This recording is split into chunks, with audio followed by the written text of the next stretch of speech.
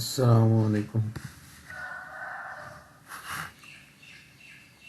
Once again, we will use the example of GeoObj runner to develop a method named M to which an argument of parent type is passed. The method has already been developed by me. You can see M is the method which is declared as public static void, so it returns nothing. Its name is M and a parameter type is GeoObj. It prints a string returned by the toString method of the argument A. Or in other words, it prints a string that is returned by toString method of GeoObj.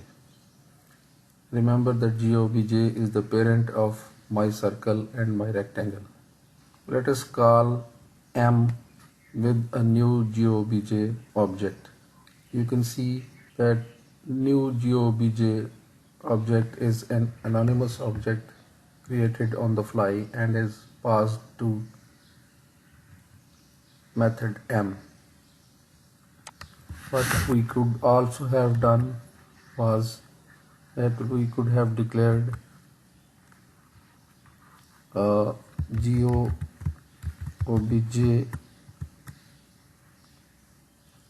object named Geo and could have initialized it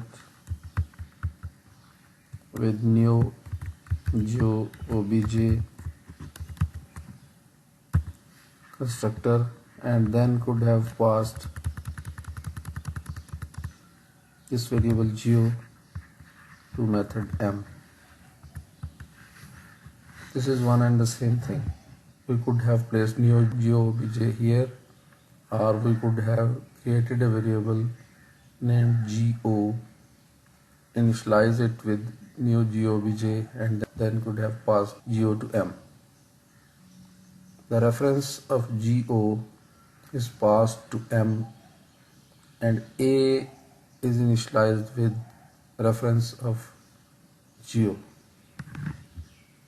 So in fact, A is the variable which is pointing to newly created GeoObj object named Geo, and then the toString method of A is invoked because A contains reference of parent class GeoObj.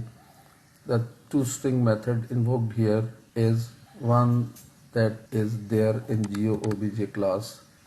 This is the method that is invoked, and this method returns this is GeoObj object. If we execute GeoObj runner, the result will be the printing of the string that we just saw. This is GeoObj object. Now, thing to be understood is that we could have passed a reference to a child class to M as well, because wherever the reference of parent class is needed, we can pass reference to parent class or a reference to a child class as well. So now we are passing my circle object to M and there is no error due to polymorphic behavior of Java.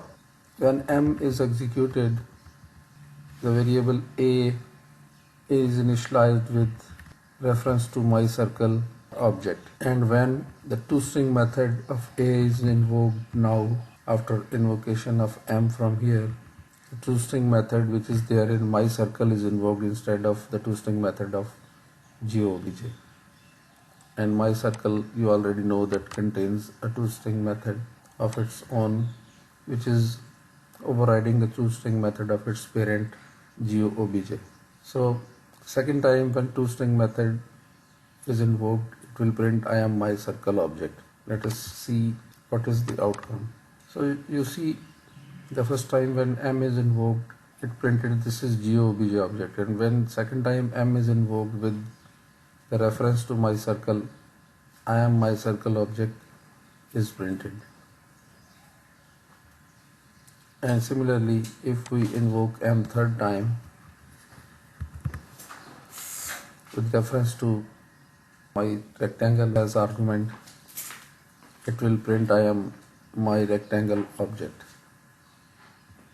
And this is another example of polymorphism and dynamic binding. Dynamic binding because dynamically it is decided which toString method should be invoked. This is decided by JVM by looking at the contents of A. Contents of A were the reference of GeoObj when it was invoked here. The contents of A were the reference of my circle when M was invoked here, and the contents of A were reference to my rectangle when M was invoked here.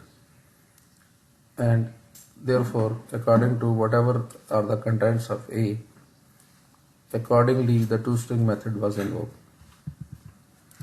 Yes, we can observe another thing as well, is that let us suppose we do not override my string method in rectangle. Let's modify it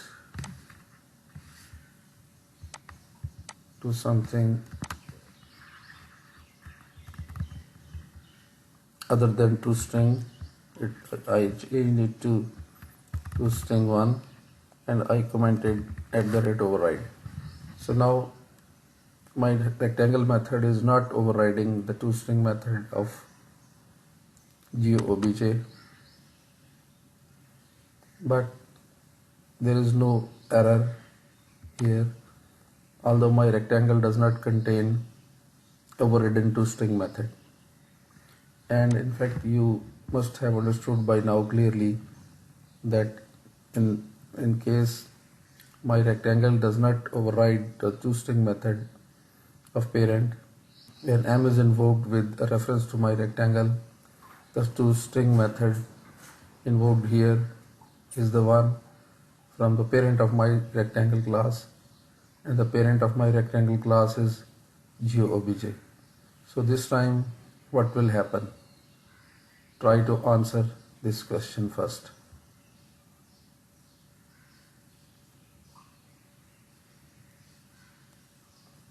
Yes, this is GeoObj object will be printed at the first line and the third line as well.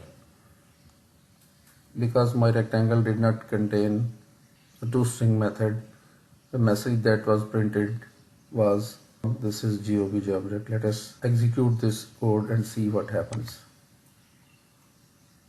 So you see, this is GeoObj object is printed twice.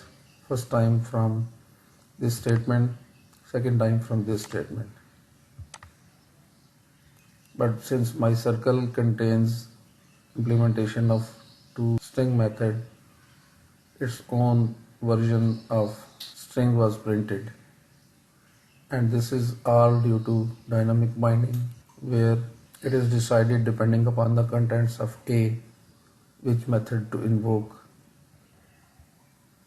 Hopefully now you must have clearly understood the concept of polymorphism and dynamic binding.